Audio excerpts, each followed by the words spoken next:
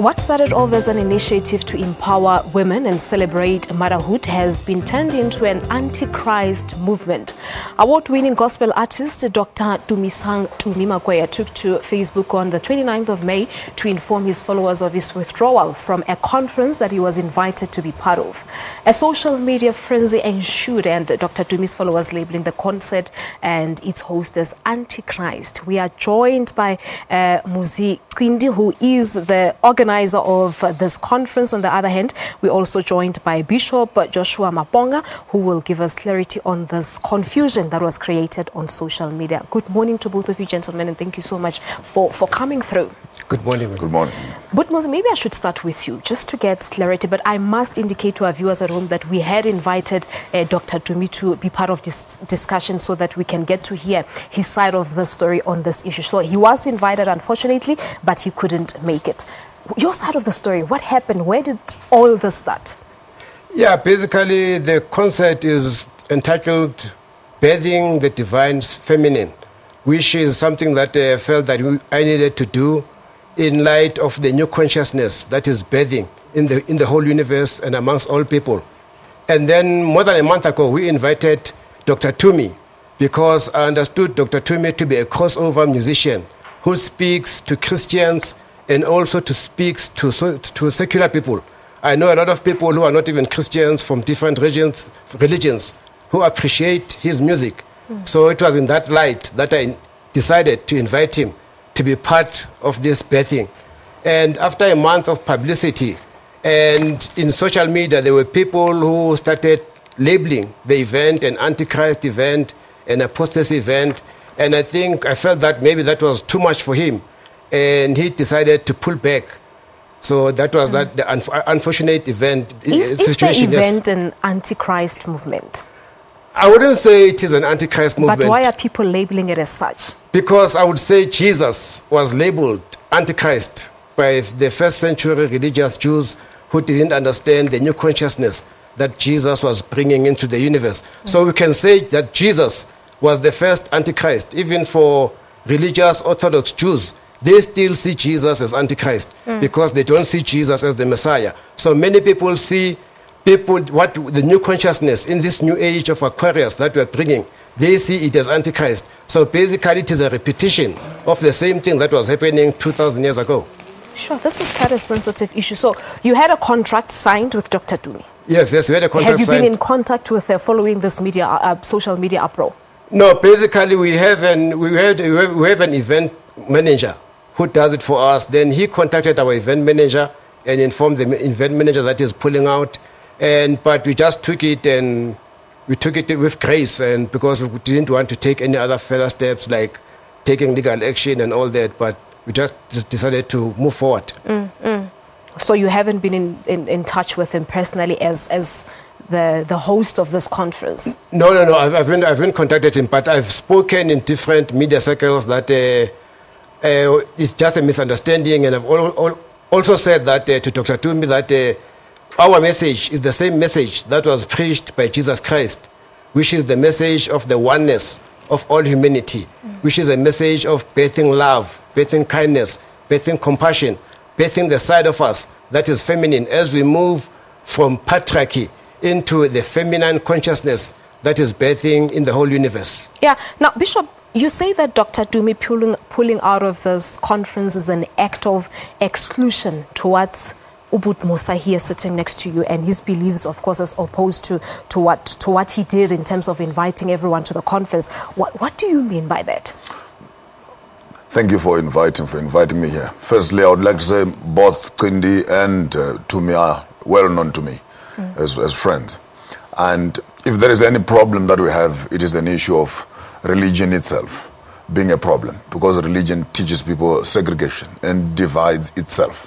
It's capable of destroying its own self. It's even a shame that we can be mentioning Christianity and we are talking about division and not being able to work together in this fashion. Yeah. It's even you cannot put the two things in the same line. But I would want to admit, however, that these imported forms of faith that come up and show up in different faces end up throwing us into this quagmire of misunderstanding. It's not necessary that Christians should be divided. We are fighting over what we don't own. Christianity is important, Islam is important, and I'm still going to engage Twindi at a more serious level, that he can take us through this Aquarius thing. Is this us? Is it them? Is it, where does it come from? Where does it emanate from? But what's your take? What are you gathering from what you're hearing him saying now?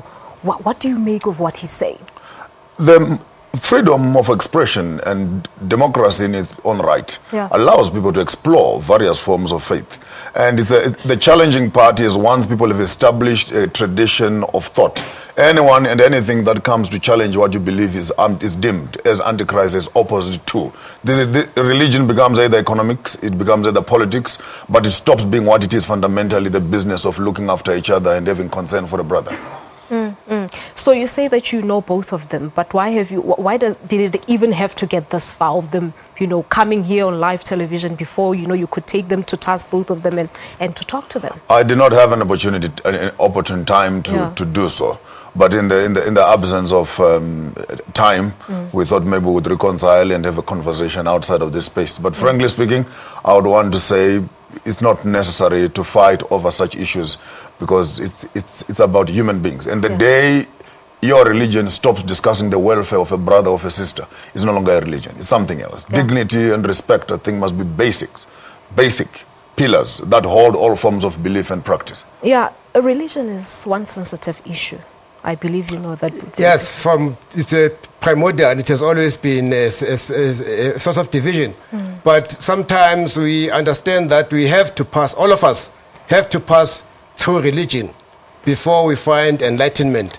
So the path to awakening goes via religion. So all humanity, we have to pass through certain stages of believing religious dogma, believing certain things about religion, and then we come to awakening. Let me ask you this question. What is your belief? What is your religion? Are you a Christian? Do you believe in Christianity? I was born within the confines of religious Christianity. And I outgrew religious Christianity, which is evangelicalism. And after I grew religious Christianity, I became a universal Christian after an experience that happened to me 10 years ago. So I call myself a universalist Christian. And I also see myself as a prophet to Christianity, because a person who calls himself a prophet, you cannot be a prophet to other religions. All prophets are prophets to their own religion. As the Bible says, I will raise a prophet from within you, not from outside. So are you a prophet of Christianity? I see myself as a prophet of Christianity, yes. And I see other people, for instance, I would see the Dalai Lama as a prophet of Buddhism. And I would see those within the Hindu tradition as the prophets to their own religion. Everyone who is a prophet is called to his own religion. Just like Jesus. Jesus was called to his own Jewish religion and not to outsiders. That's what he said also. He said, I've been called to my own family. I wish you could talk about your book a little, Jesus for a Digital Age. In short, what does it talk about? Yeah, basically, Jesus for the digital age is the Jesus for the age that we're in, which is the age of Aquarius. We know that the previous age, the previous 2,000-year period that has ended, was called in astrology and astronomy the Pisces age, and that age has ended. Now we're starting a new zodiac, a new 26,000-year zodiac, and this is called the age of Aquarius.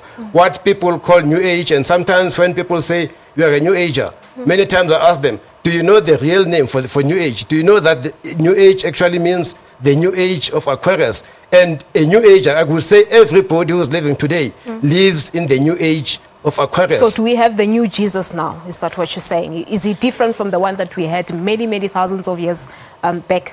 I would say the Jesus of today.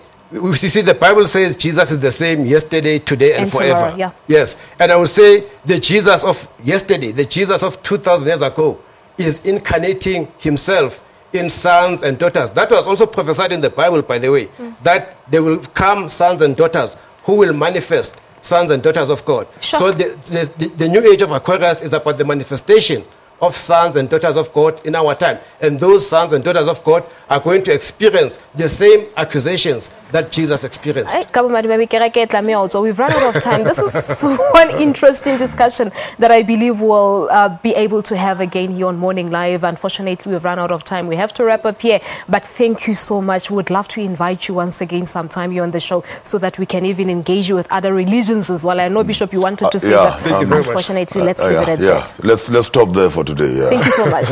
All right. And thank you to you at home for having watched Morning Live on this Tuesday morning. We'll see you bright and early on Wednesday morning.